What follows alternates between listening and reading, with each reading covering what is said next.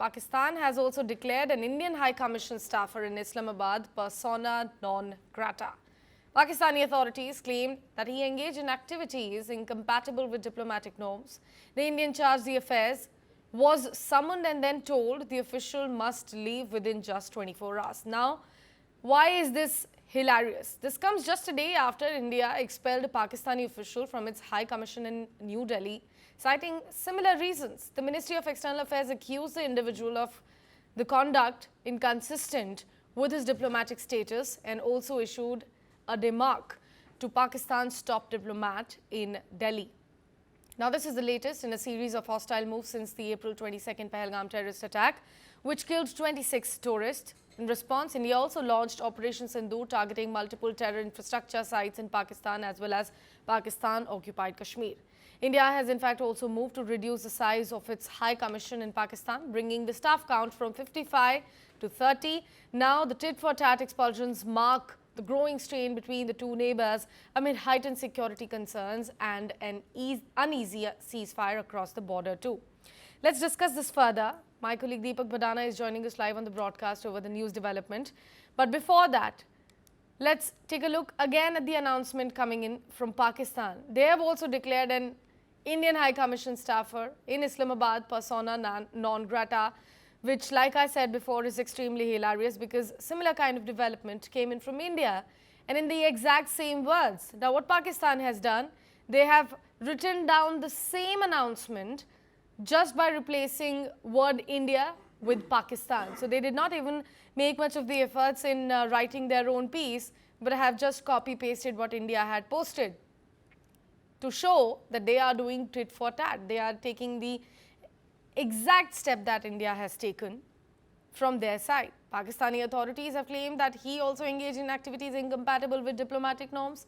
The Indian chargé d'affaires was summoned and then was told that he must leave Pakistan in just 24 hours.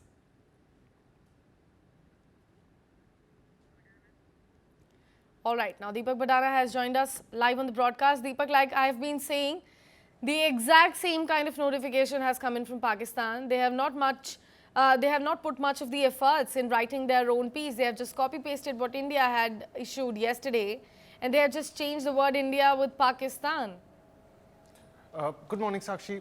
Let me just give you a brief background on what's been happening. Now, on the 22nd of April, we had the dastardly attack on Pahalgam, after which India initiated a series of measures which included expulsion of civilians, which included halting of visa processes, closing of borders, but most importantly, a lot of the, say, the military attaches that were present in India on part of Pakistan, they were expelled. The very next day, on April the 24th, Pakistan did quite the same. Now, this is the latest round where Pakistan has been trying to do, tit for tat for anything that India has done. This is, in fact, another Pakistani attempt at somehow showing itself, at a level of parity with India. What they've done, as you've noted, is that the language is extremely similar, and it's also vague. For instance, they've talked about, unbecoming conduct. They haven't really laid out any charges or given a note to the government of India. So this is just one more round where the Pakistanis have tried to aggravate India. But the fact is that it hardly has any bearing on the real world consequences. For instance, visa processes have already been halted, borders are closed, there is minimal movement of people from one side of the border to the other.